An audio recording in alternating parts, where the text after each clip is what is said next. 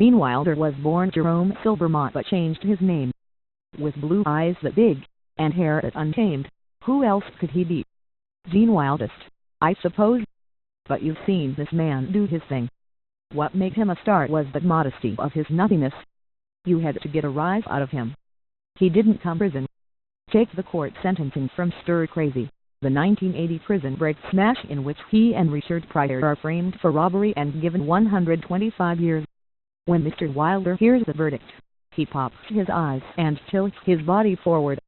When he finds out that he'll be spending more than a century behind bars, he and Pryor freak out in completely different, but utterly harmonious ways. Mr. Wilder loses his breath while shrieking and stammering, "What?" He then smiles through an explanation that this is a mistake.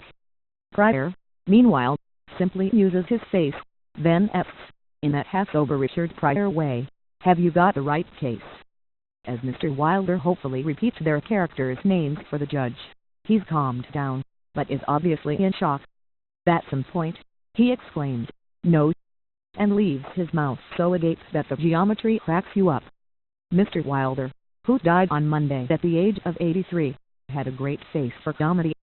That's worth noting in 2016 when even the occasional faces of movies comedy tend to be more usual: Kevin Hart and Dwayne Johnson and Ryan Gosling.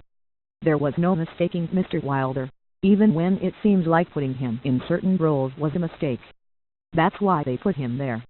Moti Gunslinger in Blazing Saddles or Mad Scientist in Young Frankenstein, both from 1974. The 1977 parody of Rudolph Valentino's silent movie Erotics in The World's Greatest Lover, which he wrote and directed. All miscast, all the funnier for it. All the stranger. Mr. Wilder's eyes were famous. They glimmered even when, in, say, the producer's 1968 Blazing Saddles or The Woman in Red 1984, he looked sad, even in the black and white of Young Frankenstein. Although acting next to Marty Feldman or Zero Mostel, he didn't seem to have eyes at all. But when he spoofed Valentino, he telegraphed the gag by enhancing the diameter of his eyes so that he looked more lunatic than Lucy. And his Willy Wonka spent that chocolate factory tour quietly on the verge of a nervous breakdown. For one thing, he never seemed to blink. Mr. Wilder also had amazing diction. It was as crisp as a potato chip, as precise as some professors, and as neat as the curls in his hair were a mess. It all came together when his characters fell apart. His performance in Willy Wonka and the Chocolate Factory 1971 was a masterclass of gradually shattering the plum. Toward the end of the movie, when Wonka's obsessive-compulsiveness overtakes him and he erupts at Charlie and his grandpa, who inquired about why Charlie doesn't win a lifetime of candy after all, Mr. Wilder's rage struck a very young me the way the rite of spring shocked those prison ballet goers. In 1913, what kind of monster does this to people? Some of that shock came from Mr. Wilder's punching every word in Wonka's tirade. "Wrong, sir. Wrong," he shouts, and continues, "You stole fizz-lifting drinks. You bumped into the ceiling, which now has to be washed and sterilized, so you get nothing. You lose. Good day, sir." Then, just like that, he changes his mind. Mr. Hyde goes back to being Dr. Jekyll. And Charlie wins. Mr. Wilder made the character as unstable as he could make the protagonist of an alleged killing movie. But that was him in a nutshell, funny at both extremes. In Young Frankenstein, Mr. Wilder lies atop a monster his character has created, peeps that the creature beneath him has been aroused, not subdued as he requested. Sedative.